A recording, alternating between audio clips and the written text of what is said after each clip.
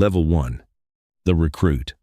You're 18, standing at the back of a National Guard armory in Bozeman, watching your older brother Weston come home from his first deployment. No banner, just relatives leaning on pickup trucks, waiting on a bus running late. Weston steps off carrying his duffel like it weighs nothing and hugs your mother without saying much. At the kitchen table later, you ask what it was actually like. He looks at you a second too long and says the only way you'll understand is if you go find out yourself. You enlist 11 days later above a laundromat, fluorescent light buzzing over a metal desk, the office smelling like old paperwork and burnt coffee. A recruiter named Staff Sergeant Ibarra slides the contract across and tells you flatly that what makes a soldier isn't the 10 weeks of basic, it's what a man keeps doing after basic stops being interesting. Your hand is steady when you sign. You tell him you understand. You don't, not yet. Fort Benning takes your hair the first morning and most of your certainty by week 2.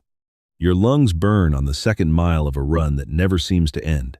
Rifle weight settling into your shoulder until it stops feeling like something separate from your body. You stop looking at your watch because it only makes the run feel longer. A drill sergeant named Pharaoh corrects your rifle grip once without raising his voice, close enough you can smell the gun oil on his hands, which somehow feels worse than yelling would have. You make it through marksmanship, land navigation, and the gas chamber, eyes streaming, forcing the mask back on with shaking fingers, refusing to be the one who bolts for the door. You don't fall apart. Your mother drives 9 hours for graduation. Jump school swallows that pride whole. 3 weeks and 5 jumps, the aircraft floor vibrating up through your boots, cold wind screaming past the open door. You don't let yourself think about it until the jump master taps your shoulder. The landing hits harder than you expected, jarring up through your knees, and your legs don't believe it's over until you're actually back on the ground. You report to a line battalion at Fort Campbell, a year of maintenance details and cold formations, watching a separate category of soldier move across post with a confidence nobody else has. You start noticing which men they are before anyone tells you. Your platoon sergeant, a lifer named Dabrowski who's never explained the scar on his jaw, tells you the only way to become one of those men is to get selected the same way they did. You start the paperwork that week. Level 2, the Ranger. You volunteer for the 75th Ranger Regiment at 19, and Ranger School breaks something loose that basic never touched. 61 days of patrols through the swamps outside Eglin, blisters you stop noticing somewhere in the second week. The mountain phase in the Appalachians adds cold on top of exhaustion, a ruck that never seems to get lighter no matter how much food you eat. Sleep becomes a rumor by day 10. You stop tasting food. Roughly half the class doesn't finish. You do. They pin a black and gold tab to your shoulder, and your hands are still shaking slightly when they do it. You deploy twice, first to eastern Afghanistan, then to a stretch of Iraq nobody back home could point to on a map, running raids that start in the last hour of darkness, night vision washing the world green. You stop checking your watch on target and start reading the room instead. Your team leader, Ocasio, starts talking to you quietly after missions about the pipeline toward Special Forces selection, and for the first time it sounds like a door instead of a rumor. Your second deployment ends with a compound clearing outside a town called Zaranj that goes loud for nearly 6 minutes, dust hanging thick in the air after ears ringing under your helmet. You keep scanning long after the shooting stops. Afterward, you sit in the dirt beside a specialist named Rule, who took shrapnel across his forearm and says nothing for a long while, just staring at his own hands. That silence means more than most conversations you've had in years. Level 3. The Green Beret. You volunteer for Special Forces Assessment and Selection at 22. SFAS runs 3 weeks, built to find out what's left of a man once his body has nothing more to give. Week 1 is physical, no posted standard, and nobody tells you if you passed. You watch the other candidates' faces for a clue and find nothing there either. Week 2 is land navigation through the pine flats around Camp Mackle, a heavy rucksack that never lightens. The same stretch of trees repeating for miles on little food and less sleep. Men quit constantly, say 2 words to a cadre member, and a truck takes them away in silence. You don't say those words. even when your own mind starts arguing for it somewhere around hour 30 without sleep, and you keep walking. The final week is team problems nobody can solve alone, and only whether you lead, follow, or fall apart under strangers matters. At the end they read a list. Your name is on it, and your hands are too tired to properly react. The Q course runs 18 months. Then your specialty, engineer sergeant, demolitions until your shoulder is permanently bruised from the volume of firing, and you can calculate a charge in your sleep. Then 6 months of Farsi, an alphabet running backward from the one you grew up with, and you catch yourself mouthing vocabulary in your sleep.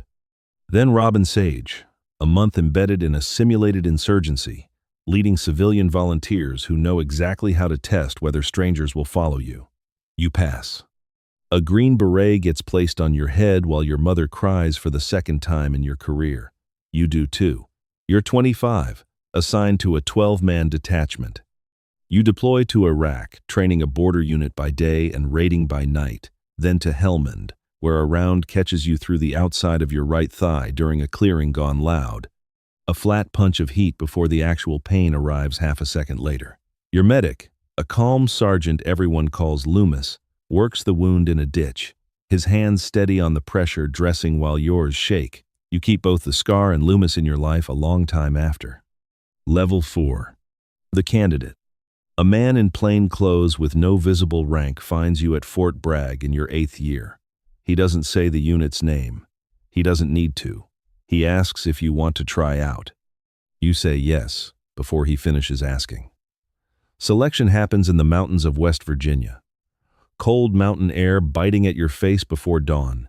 Boots soaked completely through by the second day. Your fingers go numb around the compass by the third night. Nearly 200 candidates start, almost all already Green Berets, Rangers, or SEALs, and the course exists to isolate the handful meaningfully better than that. Nobody talks much on the trail lines, every man alone inside his own exhaustion, watching everyone else's face for a sign they know something he doesn't. A psychological evaluation runs underneath the whole time, and most candidates don't register it until it's over. A dozen men finish. You're one of them, though nobody tells you that on the day.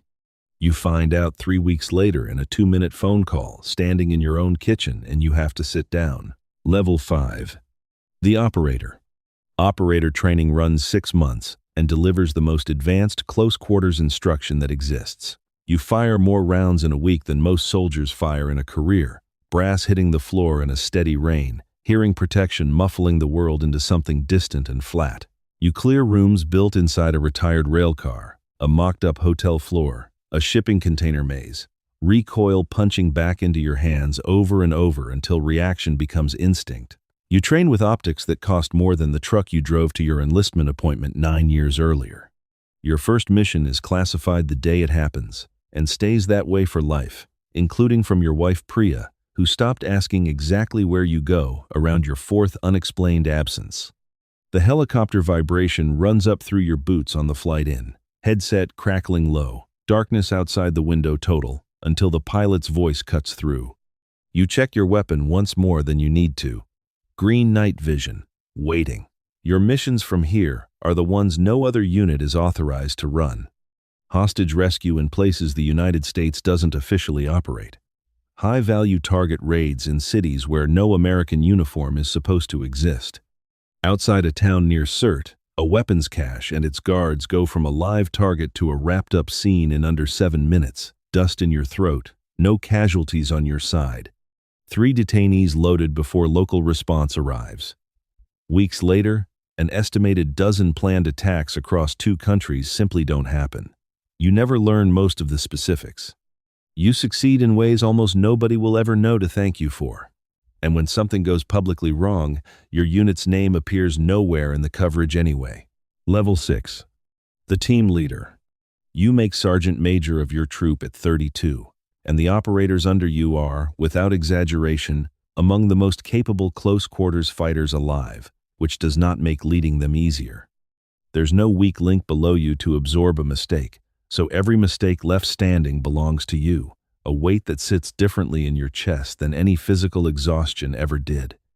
Your youngest operator, a kid the troop calls Denny, has a 2-year-old son and a wife who stopped asking questions around the same point Priya did in yours, and you feel a quiet responsibility for the shape that absence is carving into his life.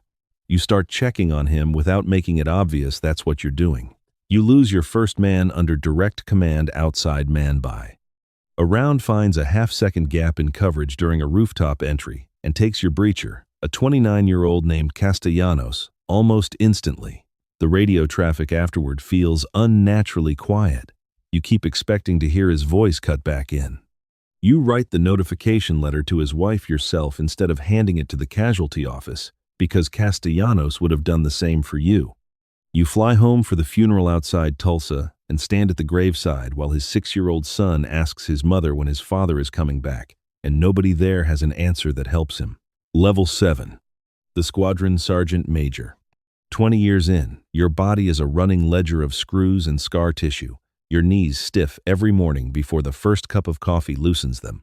You run an entire squadron now, well over 100 operators, and you no longer personally kick doors, not because you can't, but because your job is making sure the right men are on the right mission at the right moment, a heavier weight than the door ever was. You lose a 3-man element in an ambush outside a village that will never appear in American news coverage. The intelligence underestimated enemy numbers, and the nearest reinforcement was 3 hours out, with no way to close that gap in time. You fly to Dover at 3 in the morning in the rain to receive the caskets, standing at attention as each one comes off the aircraft in silence, and afterward you tell each family their son died doing something that mattered, leaving out the intelligence failure that put him there, because that detail helps nobody sleep at night. A closed inquiry follows. Some procedures change. 3 men remain dead regardless. Level 8.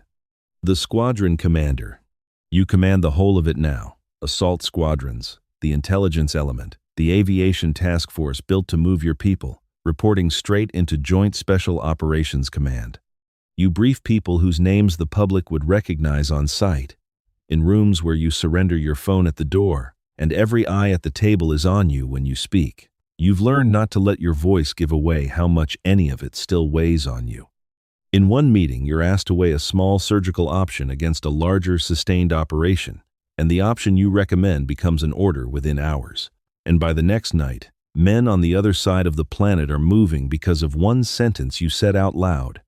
You go home most nights and eat dinner with Priya, who asks how the day went, and you tell her it was fine. And by now you both understand the word fine carries considerably more weight in your house than in most others. Your daughter Selah is 15 and mostly a polite stranger to you.